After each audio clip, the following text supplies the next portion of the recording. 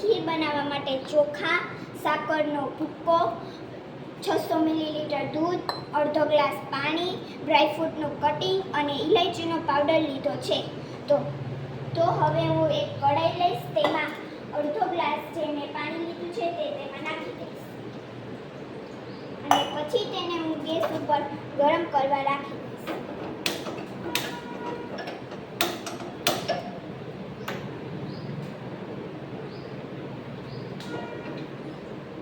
હવે જ્યાં સુધી પાણી ગરમ થાય છે ત્યાં સુધી હું ચોખાને ધોઈ નાખીશ.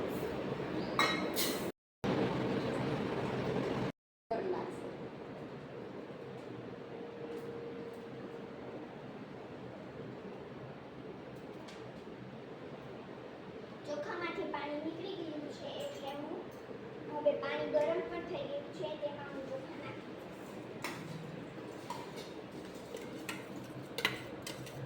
હવે મેં તેમાં ચોખા નાખી દીધા છે. હવે હું તેને ધીમે ધીમે હલાવીશ.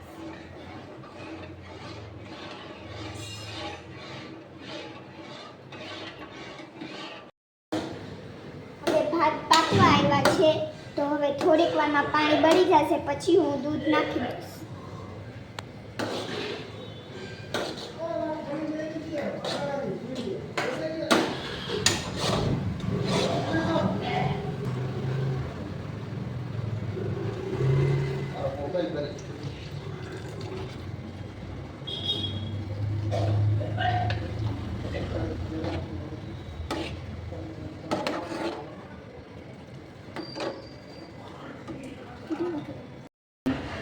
ધીમે ધીમે હવે આપણે ઉકળવા દઈશું. જરૂર પડશે તો આપણે વધારે દૂધ નાખશું.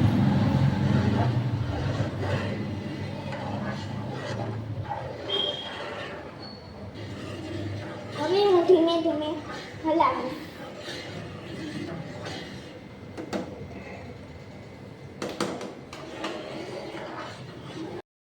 હવે ધીમે ધીમે ખીર ઉકળી રહી છે તો હું તેને ધીમે ધીમે હલાવીશ.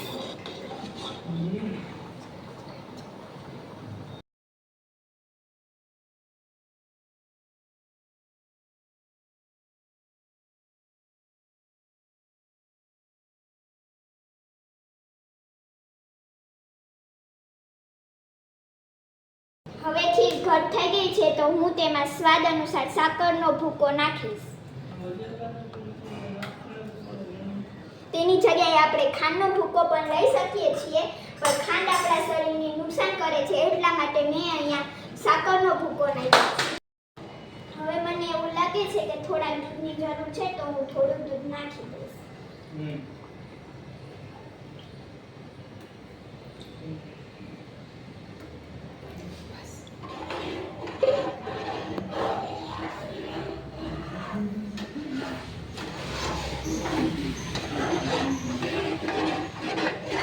ખીર પાકવા આવી છે તો હું તેમાં ઇલાયચીનો ભૂકો નાખીશ. હવે હું તેને હલાવી દઈશ.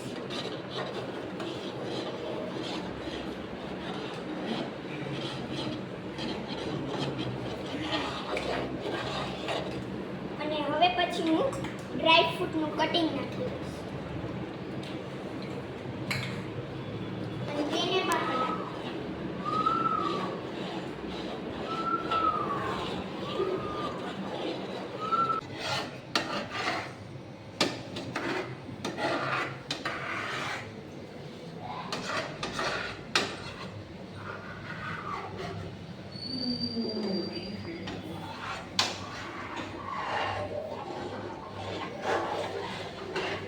હવે ખીર પાકી ગઈ છે તો હું ગેસ બંધ કરી દઈશ અને કઢાઈને નીચે ઉતારી લઈશ.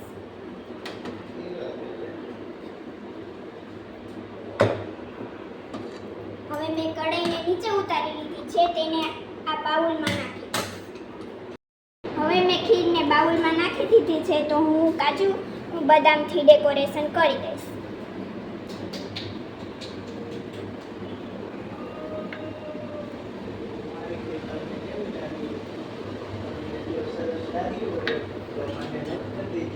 Thank you for watching.